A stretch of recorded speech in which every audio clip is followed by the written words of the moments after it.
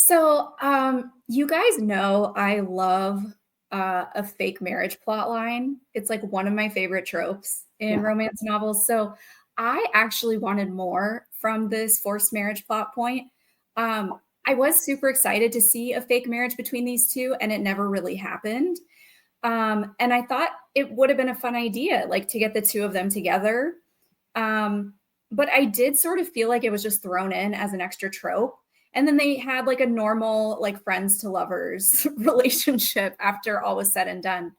Um, I do think it was an extra burden for Callum because he knew that he had to get married. And then he did have real feelings for Lark, and he didn't want to pressure her with it because he knew that she was feeling some things about not wanting to get married.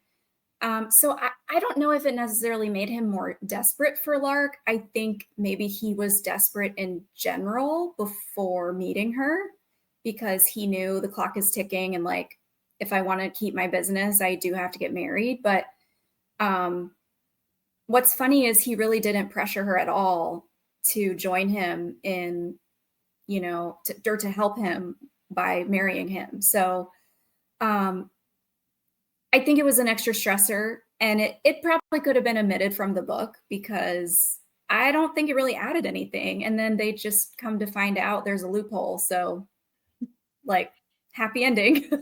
And near the end, she even asked him, like, we should get married. Hmm. And he said no, Yeah. because he was like, I want to do it for the right way, for love. Yeah.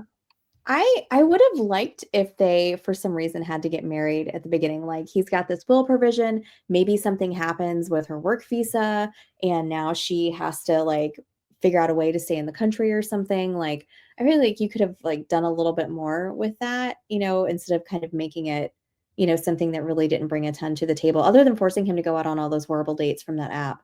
I mean, those were kind of entertaining because my gosh, who hasn't been there? But like other than that, you could have done without that.